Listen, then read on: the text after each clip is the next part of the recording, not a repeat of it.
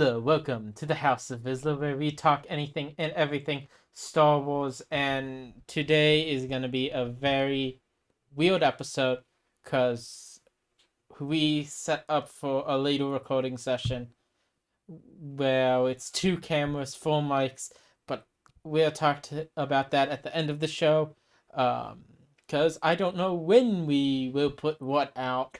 But welcome to This Is the Way, where we talk everything and anything Mandalorian.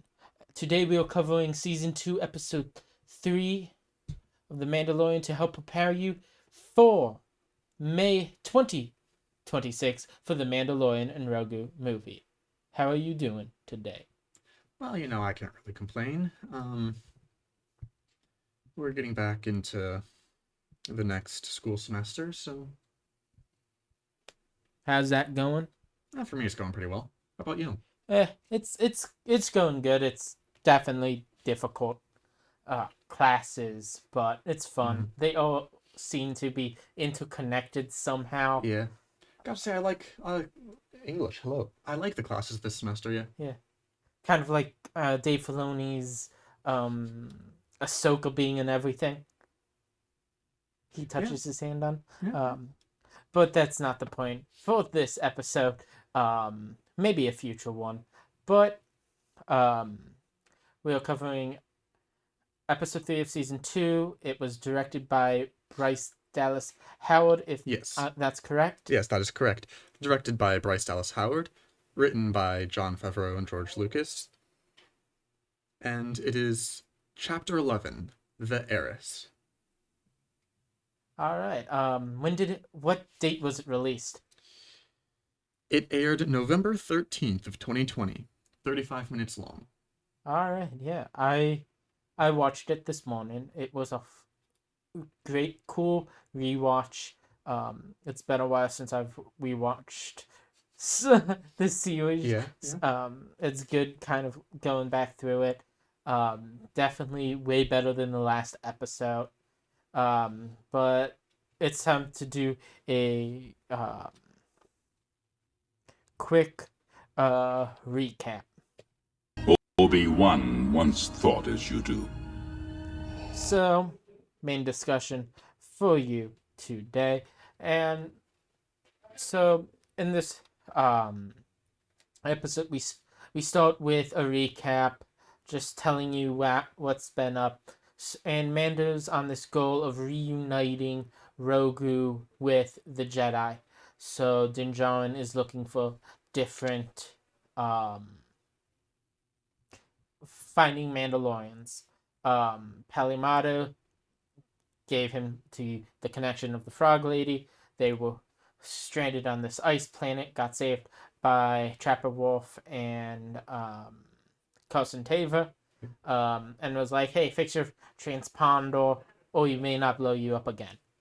So, and of course, the all-important detail that Grogu is actively trying to end this woman's family line. Yes. Grogu and genocide. Great.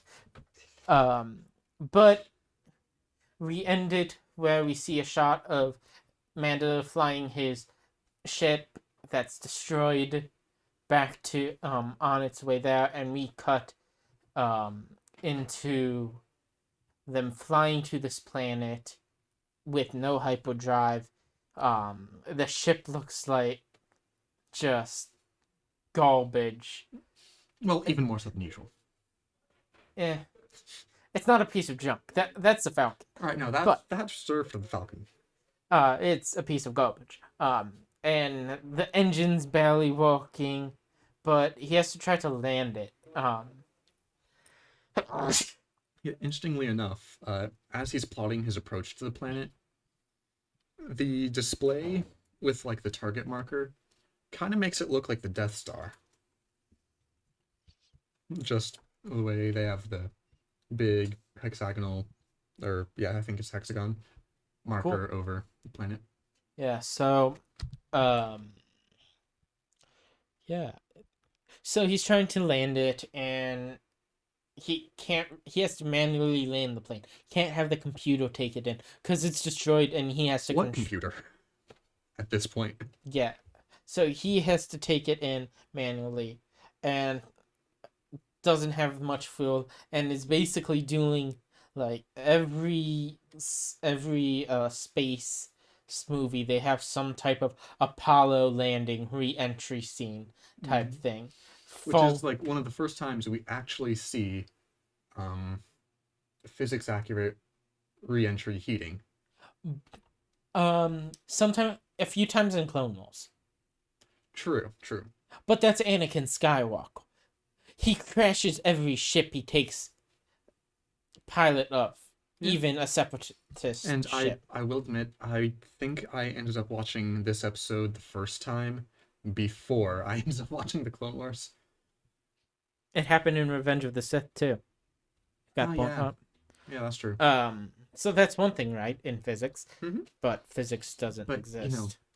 one one good thing does not make up for the entirety of hyperspace. Yeah, yeah, hyperspace. Yeah, I don't want to talk about this part because this is gonna be a long discussion later.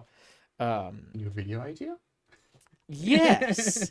Um, but they land. Din Djarin makes it onto the platform, and seconds later ends up in the ocean of this planet, and has to get saved by like Sid, from I think it's Sid from Toy Story, one of his toys that has a crane on it. Oh, been a while since I've seen Toy Story. Basically, an adult with a big crane on it Yeah, yeah, that's walking in the water. That's the first thing that popped in my head. So, yeah. I have a picture of it here, and I've seen something like that in another franchise, but I cannot for the life of me think of what franchise that is. calls No, no, I think it's yeah, something with trains, maybe. maybe. Something. Oh, in real life. But I mean, that's a good show of like, yeah, the galaxy's adapting and moving on using what the Empire had to suit their own needs now. Oh, it was just a walk or crane. Yeah, the legs do look very AT-AT though. So, but putting anything that has legs that move like that pre AT-AT also look like AT-AT. It's like anything with the any fighter with wings like an X-wing looks like an X-wing even if it's before an X-wing. Mm-hmm. Or like the S foils, if you have moving parts on your spaceship, it's like, hey, that's somewhere in the line that led to the X-wing. So, and then the frog lady reunites with the frog man, um, and their eggs are safe from Rogu's little genocide. Um, and we end up going to this cafe ball type thing, and to get Rogu some food. And Mando does not want to eat and wants information of finding more of his kind. And what creatures are around? This episode is filled with creatures. Yeah, so I didn't actually watch this episode before we started recording, so I'm just going based off of like stuff I have pulled up. Unfortunately, none of that actually includes creatures inside. So the both underwater species. They are the The Mon Calamari and the Quarren, yes. who aren't they both from the planet Mon Cala? Yes. And this is post Empire, so it got ran over by the Empire. Mm-hmm. And the Calamari fortresses underwater that you see in Clone Wars, they were able to revert it into ships and blast out of the water into space. So the Home One ship Is quite literally home one. but yeah, so and Rogu go on this boat on this like fishing expedition to find other Mandalorians. Hence, we know things never go to plan. Rogu becomes bait for a fish, baiting a what is it? A Mandalorian named Din Djarin, so they can steal his precious shell. But the Corrin's plans are stopped by 3 Mandalorians, Bo-Katan Kryze, Axel Wolf, and one other Mandalorian. Um. Do you have to know?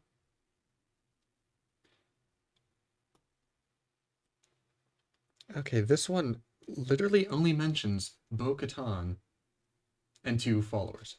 Yes. It does not mention their names. But later on, we know the male one is Axel Wolf. He's pretty cool. Another podcast actually was able to sit down with an interview with them. Link in the description down below for them. Nice. But yeah, so Mando and the child saved, and after the child was saved, Bo-Katan takes off her helmet. And Din Djarin's like, "You're not a Mandalorian. Where did you get your armor from?" And we find out that the children of Din Djarin is part of a group called the Children of the Watch. And they are this religious zealot organization that split from Mandalore and is basically purists, and you can't remove your helmet. It's very strict Mandalorian codes within this culture of being a Mandalorian. And I'm trying to think of like a real life example. I cannot really think of any at the moment. what about the religious zealots back in Israel of Simon? I actually don't know much about that organization, but But I know what you're talking about. It's just I don't really know enough about them to. me neither. But yeah. So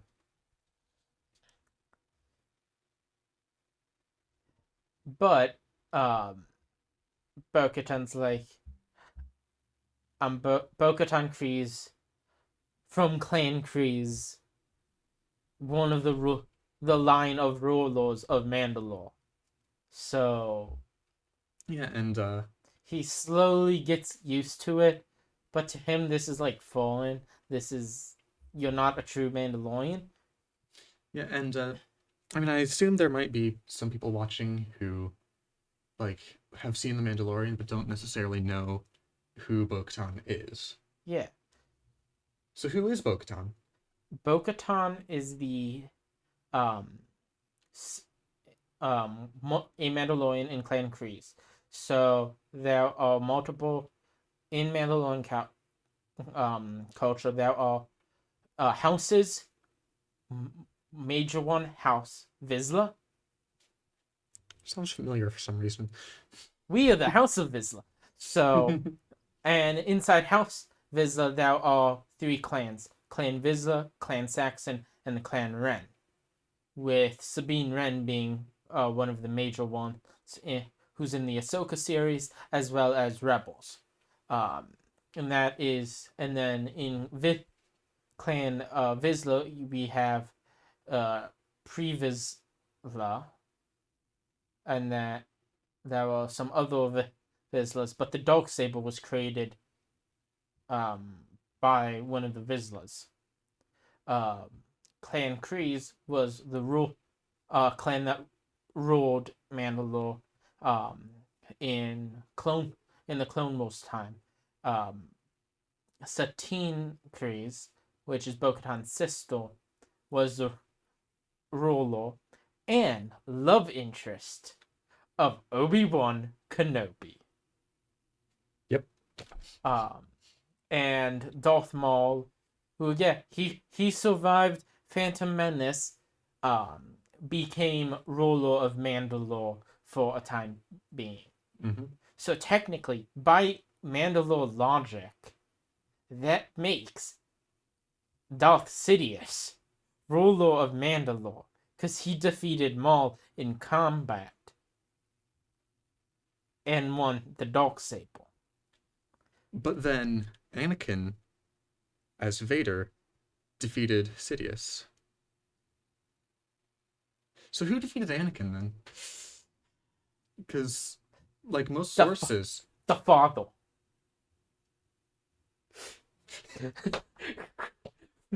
like most sources I've read, said that Darth Vader's ultimate death came about because of the Force lightning of Sidious.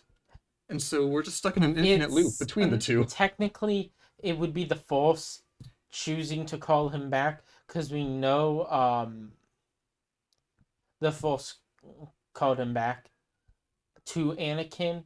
So technically, Sidious killed Vader. If we wanted in that sense of the lightning kill, yes, it damaged him physically, but it killed Vader. Just like Obi-Wan says that my pupil Darth Vader killed your father Anakin Skywalker, even though they're the same person. Yes. But this is a rabbit hole. This is getting into like verbal semantics. Yeah, let's get back to what we are talking about. So they're saved. We go back to the same in but that's after. But Mando gets conflicted by the one Corran's brother, who's like, "You killed my little brother," and is trying and wants to kill Rogu for it. So then Bo-Katan and the other ones came as backup and was like, "Yeah, I'm the one who killed your brother," and there's a big fighting match. Ah, yes, because And it's really smart to take on 4 heavily armed and armored people. And the thing was, Mando Din Djarin did not pull out his blaster at all. It was just Bo-Katan and the 2 other Mandalorians. So that shows that they are Mandalorians. They know how to use their weapons well, and they were able to talk later. So.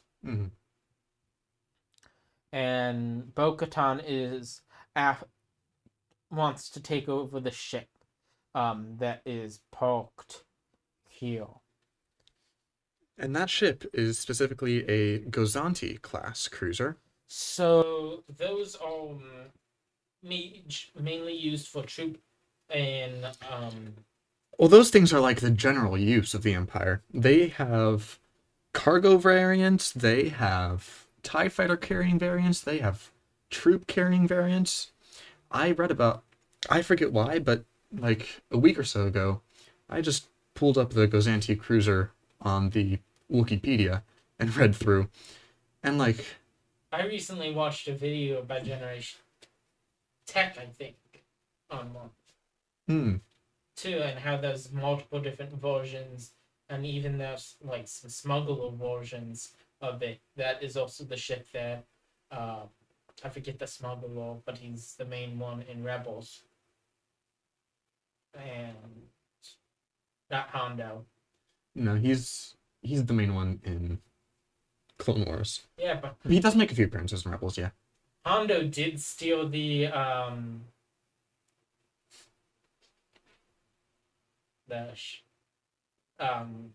ship, the Gazanti class ship from this bounty hunter, Vizago.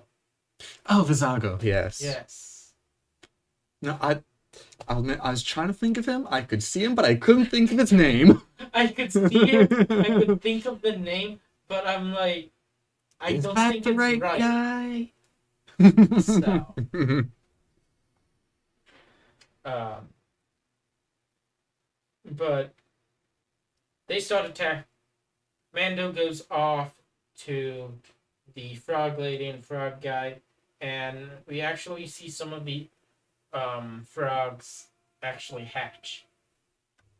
So, Grogu did not complete the genocide, not yet. Though he will try, apparently. Oh, so what else? What else? Yeah. So they start attacking the ship. 4 Mandalorians against a squad of stormtroopers. You know, stormtroopers who one of the Mandalorians describes as they couldn't hit the side of a bantha. And I started laughing. Because we keep this logic of stormtroopers can't get anything after Han Solo or Luke Skywalker said, how can you see out of these things? And Rex and Yeah. many others after. I mean, I still hear people arguing, correctly of course, that on the Death Star, they were ordered not to actually shoot the guys. Yeah. But people so easily forget that. It's just become a whole joke in of itself, and is now canonized in, like, every other instance of stormtroopers. The thing is, like, the stormtroopers are the elite. They're like special forces in the Empire. Mm-hmm. And they are shown as they can't shoot anything. And that's hilarious as it is. Mm-hmm. Mm-hmm. So. Well, and then you factor, it's like, if you actually trace shots throughout a whole bunch of different firefights, I've seen stormtroopers get killed by getting shot right here on their arm. What does their armor do? Make them look scary and make it a controllable force.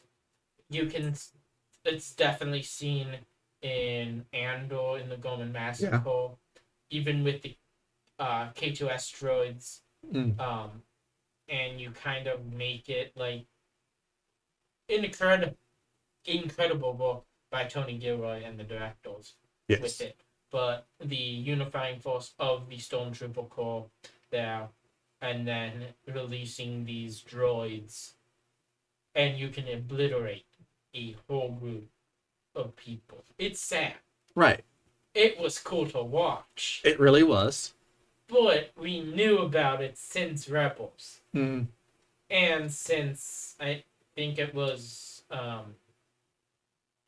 could have been, I think it has been said in like so many times in Star Wars before too. Mm. But what else? Ah, my mic shut off. I don't know for how long. Oh, lovely. So there's a chance that our recording may only pick up what I say. I'm sorry for the people listening. Hey, I can do some manipulation. I can take the good thing I've like do audio checks of stuff.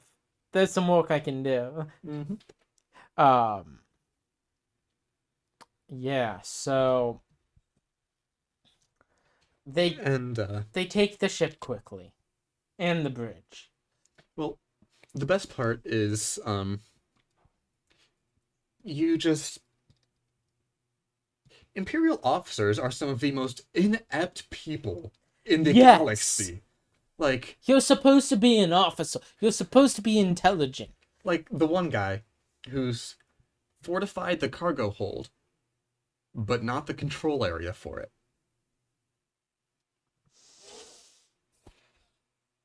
And what do those controls lead to? Could it possibly be the giant door right behind you? And can suck you right into space like nothing?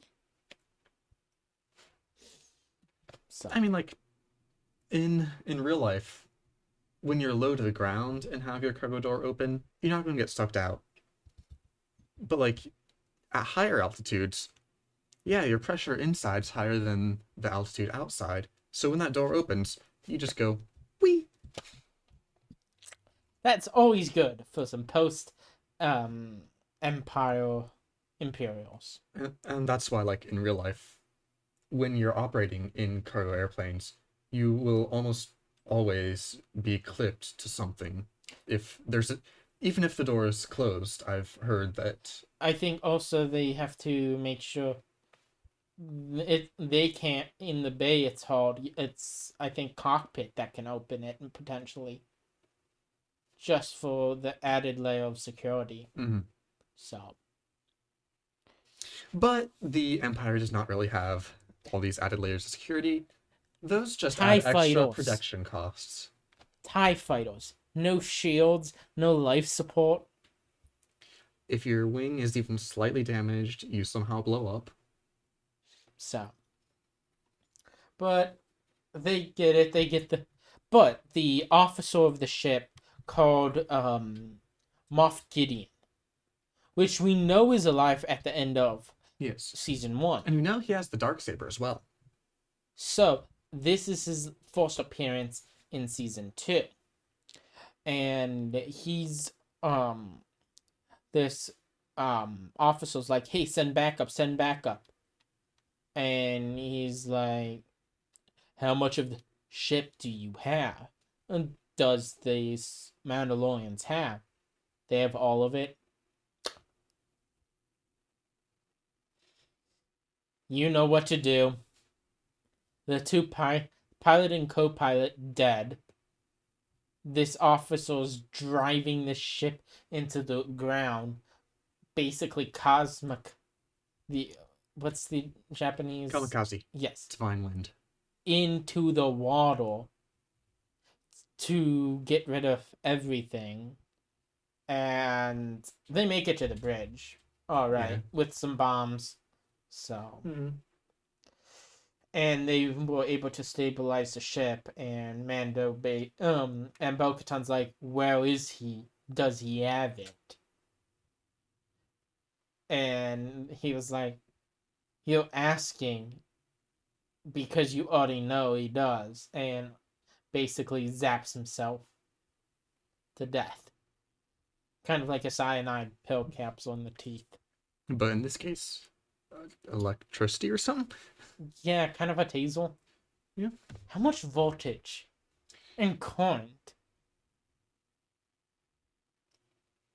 And how would this work? So it's in his teeth, which, like, the closest... That'd be closer to the brain than the heart. Yeah. And, like, most of the time... Isn't it, like, most of the time, electricity messes with your heart to kill you? Yeah. So if... And, like, you would need some sort of connection. But also, you need to be grounded. And you're flying a plane through the air. Yeah. Or not a plane, but a ship through the air. I just want to see, like, a dictionary or, like, talk to Jon Favreau and be like, Oh, no. Here's how. Movie magic. how does this work actually? Like, did you think about it or just thought, yeah, zapping himself? Because, like, we know Sidious can use Force Lightning and just toast someone. But Sidious isn't there. Is it some, like, Force device or something? What they do, bottle up the lightning? Into a tooth capsule that you have, and you just need to, like, break it? Is it a Force Lightning cyanide pill? Who knows? But yeah, Mando leaves with Grogu, but finds out a name of a Jedi and where the Jedi is at, and it's Ahsoka Tano. So what was that you said earlier about Dave Filoni putting her in everything he does? Yeah. Anyways. So yeah, and Bo-Katan's like, let Ahsoka know that Bo-Katan sent you. So in Clone Wars, Ahsoka helped fight with Bo-Katan and forces of Mandalorians to retake Mandalore from the clutches of Darth Maul. Mm-hmm. I think that's the third forced siege of Mandalore, unless there's other sieges in history. But the first one on film. Mm-hmm. And then the second siege is in Rebels. I And don't remember that part. it's near the end. It was basically trying to take it over before the Night of 1,000 Tears. Mm. But Bo-Katan is also trying to retake Mandalore again Yes. for the third siege. Who knows? We may get that in the movie. So, But yeah, in I believe was it Rebels? yeah. Bo-Katan is given the Darksaber, Yes. which she tries to use to unite Mandalore. But If you are aware of the Darksaber's lore, if it is freely given, you will not be successful. You have to take it by combat. kind of like the Elder Wand from Harry Potter. True. So, Except the Elder Wand's kind of cursed to be taken by combat. Whereas the Darksaber. With the wand, it's like the thing drives the curse. With the Darksaber, it's more like the curse is driven by how you get it. yeah, the Dark Saber, you have to win it in combat to get it. Mhm. But the Elder Wand is you get it by winning combat. Mhm. So, or if it's disarmed, which is how. Well, do we really want to go through the whole I disarmed him, who disarmed him, who took it from him, who killed him, who did that, and somehow it actually belongs to me, not you. And somehow the Dark Saber belongs to someone else. This plays out in Star Wars with the Dark Saber, and also plays out in Harry Potter with the Elder Wand. Yeah. And I'm sure there are countless more franchises where this same trope has been played out. I don't think there's one in the Lord of the Rings though, because like Star Wars, Lord of the Rings, and Harry Potter. Those are like the three big Lord of the ones Rings. That you, myself, and even Fives, where he may join us again sometime. Come back from the from the set of Starfighter. As a stunt double. So those who don't know, this is a joke from what was that, like our third episode total or something? No. A while ago, regardless. No, a couple months ago when we got an image of Starfighter. I saw it and it looks like Fives. Oh yeah. So we are at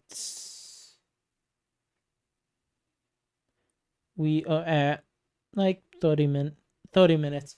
So let's just Ratings? start. What? Ratings? Ratings, yeah. What would you think this episode? Rate it from 1 to 10. Like I said, it'd probably be easier to rate it if I had actually seen it. So but... 0? Yeah, no. From what I remember of it, I did like it. So I'm going to give it a let's go with an 8. All right. I'm going the same. I don't want to do the math. Because last episode, I messed up the math. I remember that. You gave the total, and I'm like, wait. And I re-listened to it twice. And I'm like, this isn't the average. So. Insert the Incredibles. Math is math. Yes. So a score of 8. I'm not throwing up the count for that. What, you mean you don't have your computer sitting in front of you where you can just pull it up? No, I don't. It's all the way over there. Mine's right here. but I have no control over this. So I could try to do it on here on my tablet, but that's too much work, too much thinking. So What was your favorite moment from this episode? yeah, so my favorite moment was when Mando's going back to his ship um at the end to fly off. And the Calamari grounds crew mechanic was like, "Yeah, we fixed it the best we can." And it still looks like a piece of garbage. They make incredible ships. How is it fixed with duct tape and zip ties? Oh, so you mean it's like your average field repair from any military unit or the Boy Scouts? Or Planes Fire and Rescue. Hmm? You've never seen Planes Fire and Rescue? Nope. The one mechanic that was like, nothing's new, everything's reused and rebuilt. So, he was like, yeah, I built this tower with, popsicle sticks and duct tape. Or it's like in Avengers, or not Avengers, but in Iron Man. Tony Stark built this in a cave in 2 weeks. Or something like that. But yeah. But My favorite moment is unfortunately no longer in this episode. Jeans guy. In the original take for this episode, one of the crew, who was wearing some blue jeans, was standing close to one of the bulkheads. I think he had like a boom arm mic or something. But the way the cameras were, you could actually see a part of his leg sticking out.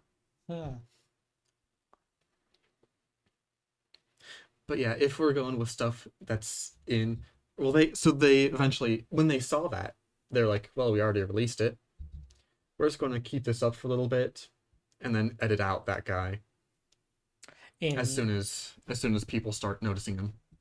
instead of keeping it in as a weird Easter egg, well, I mean, to make it I mean, a Force Ghost moment. I mean, we've already seen how one guy in episode 5, in Star Wars episode 5, carrying an ice cream maker turned into an entire Camtono is now canonized by the Mandalorian. And then we also have in Revenge of the Sith just that one crew member not edited out for a frame, a singular frame, and it's become the best thing ever. It's like the Force Ghost just watching the battle. Yeah. But if we're going by favorite moment that you can still see on Disney Plus, I have to say the whole cargo bulkhead. Yeah, that's definitely hilarious. Any final thoughts? Not really. All right. Make sure to, if you're watching here on YouTube, make sure to like and subscribe if you've made it this far.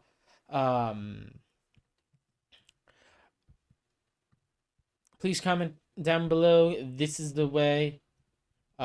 Just so we know you've made it this far, and comment what you liked about this episode from us recapping it, unless you want to rewatch it, because why not? It's Star Wars. You're probably listening to a Star Wars podcast because you like Star Wars, so rewatch it. Yeah. Oh yeah, and don't forget to join our Discord server, where you can potentially make it onto a show and get comments and questions answered quickly, and hang out with us after we do live streams in the future. Yeah. So we are going to continue to try to plug our Discord stream until our Discord server, until someone actually joins and comments something that we can use in a video. Yeah. So if you have joined our Discord server already, Go to the Please feel free to share something. We want to be able to share your opinions. go to the negotiator tab. Post a question. You may make it in the next episode. But with that said, may the force be with you.